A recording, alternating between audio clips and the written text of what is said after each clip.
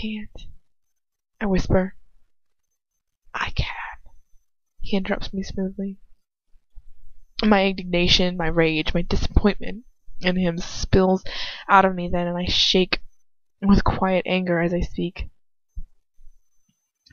Well, go on then, you coward! I mutter venomously. Perform your memory charm. Make me believe I killed him myself.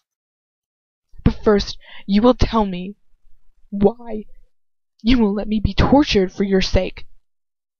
But the thought of Doloff getting his hands on me was so abhorrent to you that you chose to murder him before he could go any further. His smile disappears from his mouth, thins out. You know why, he says, his voice very still. A pureblood cannot touch a mudblood. She breathed. Oh, yikes. Oh, she breathed out a small, skeptical smile. You still believe that, don't you? Well, Doloff might have been the lowest sort of scum, but at least he was honest.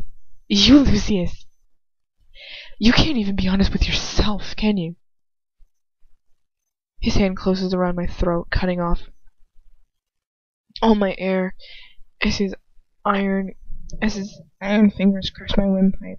I choke as I stare up into his gaze, rage-filled face. You dare presume to know anything about me, he mutters venomously. My mind whirs, even as my fingers close in tight, even as his fingers close in tight. I know you better than anyone else, and you know it. Just like you know me better than anyone else. She doesn't say that out loud, by the way. She thinks it in her brain. Just want to make that really clear. He sneers at me before he releases my throat. I stumble forward slightly, massaging my aching neck. He looks down at me before he turns to look down at Doloff's body again. So, he says quietly, you are adverse to the idea of me allowing the blame to lie with you? But what else would you suggest we do? He looks at me, and I realize he's actually asking me. He's actually asking me what we should do about this. He must really be desperate. I shake my head. I don't know. He smiles bitterly. I thought as much. He says, before he turns back to the body.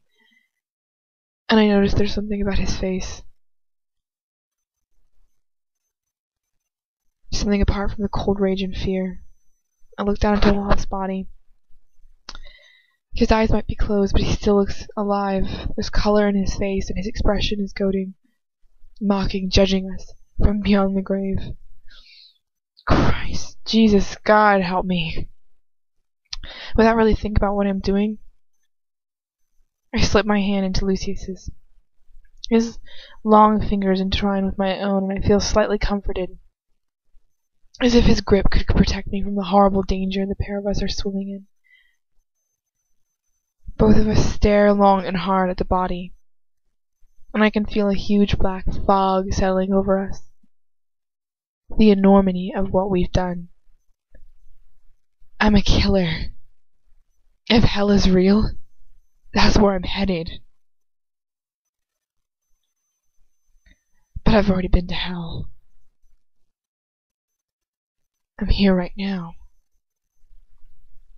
It says I'm there already. Sorry. I like mine more. I'm here right now. Sounds pretty cool. Couldn't I just let Voldemort believe that I did it? However he might punish me, it can't be anything I haven't already been through before. What would I be willing to go through for Lucius' sake?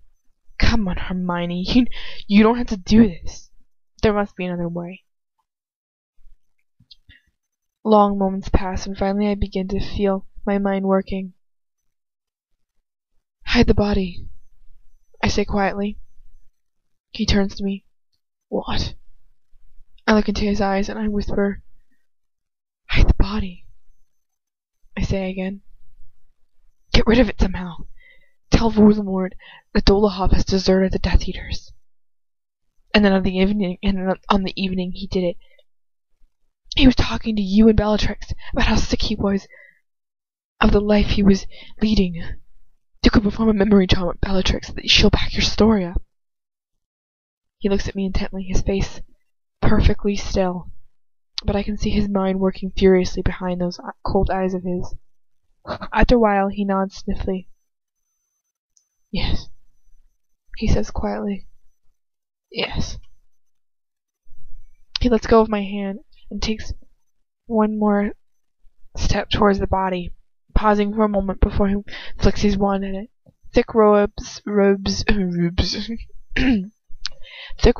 coil out of the end of his wand and wrap themselves around Dolohov's corpse, binding his limbs together. Lucius looks down at the bound body with an intense concentration. The lake, he says quietly. What? I whisper. I'll throw him in the lake. He replies, quite calmly. The creatures that reside there will provide sufficient magical protection for the body, I should think. He turns to me, looking at me steadily. I shall need some of your blood. I swallow, stepping back from him automatically.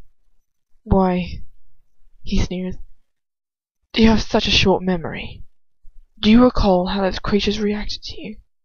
If I splash him with some muggle's blood, then they will recognize the unclean substance, and they will drag him down to the very bottom of the lake. No one will ever find him. He holds out his hand to me. Give me your arm. I hesitate only for a moment before I place my hand in his. He draws me over to the body on the floor before he uses his wand to carve a deep cut in my hand, in my arm. I don't even gasp at the pain. I watch the blood run down the valley he has created in my flesh, turn from blue to red in the open air, and trickle down. You can't see the blood turn from blue to red, can you? I don't believe that for a moment. Trickle down off of my skin, dripping into the dead body on the floor. Oh, for Lucius. I ought to keep him alive. Bleed for him, lie for him, kill for him. Only tonight. When enough blood has dripped down onto Dolohov's body, Lucius magically seals up the wound on my arm before he lets go of me and flicks his wand at the body. Locomora mortis. That sounds hella fake. Sorry. It's just kind of like, is that a real spell? Did you make that up? I don't know about all that. Crap. I lost my place.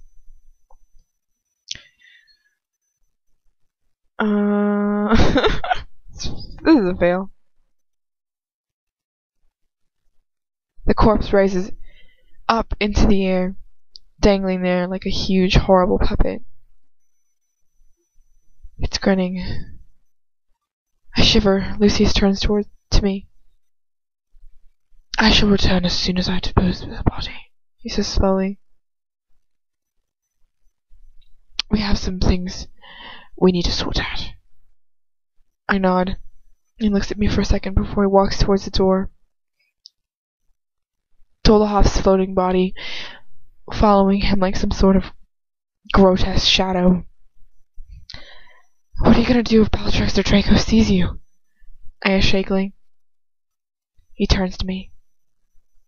You, above all people, should know just how useless memory wiping charms could be. I frown at him. You'd wipe your own son's memory. He smiles at me cynically. There are worse things I could do, my lad. As well you know, he murmurs before flickering his wand at the door. It opens, allowing him and Dolohov's floating corpse to leave the room before it closes quietly behind him.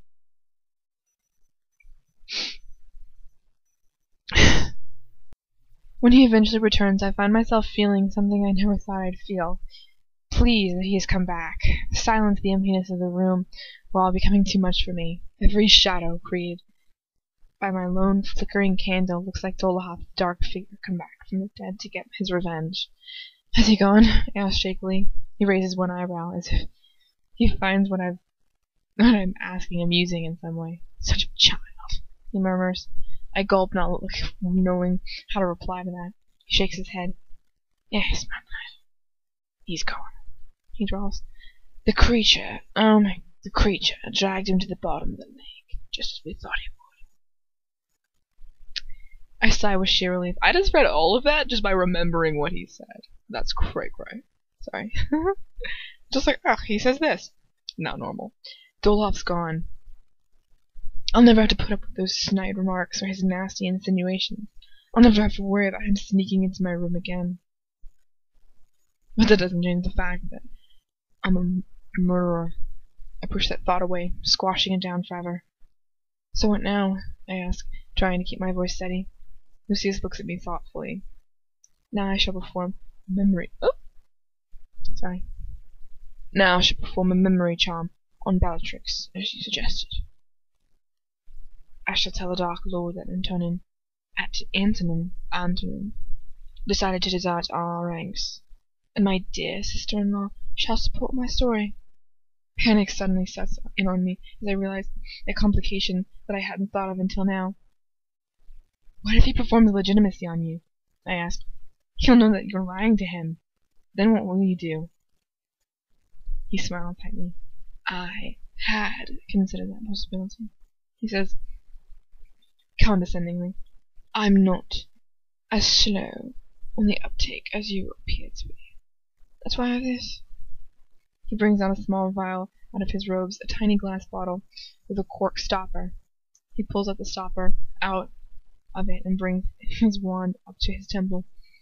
A shiny, silvery, almost liquid-like strand of memory flows out of his temple and attaches itself into his wand, which he drags away from his head, bringing the substance along with it.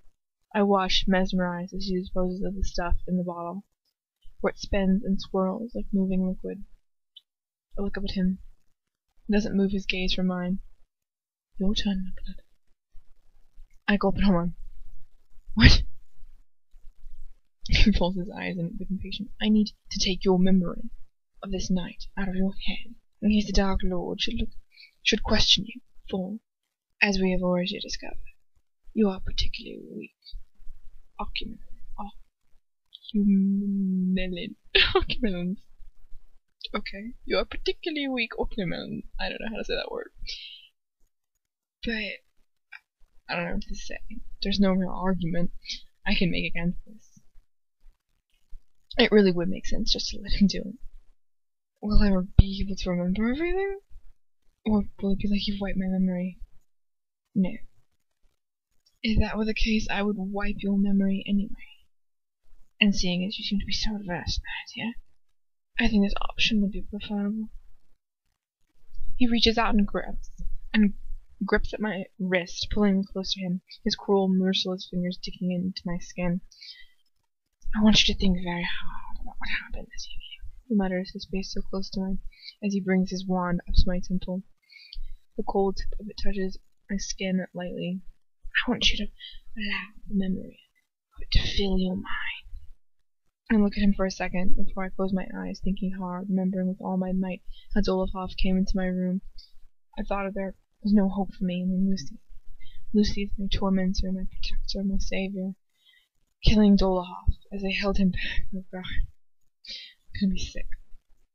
And then suddenly the tip of his wand leaves my head, and I open my eyes to see his wand pull a gleaming silver strand away from me and depositing it into a small vial he's holding. He puts the stopper in it, and mine and Lucius' memories swirl around, trapped together in the bottle. But it doesn't make any sense. How can I... Well, he says curtly, I don't feel any different. My voice cracks with confusion. I can still remember everything that happened as clear as day. He nods, a small patronizing smile on his face. That is exactly as it should be, he murmurs. This technique does not completely remove the memory from your consciousness. It just makes it very difficult for even the most accomplished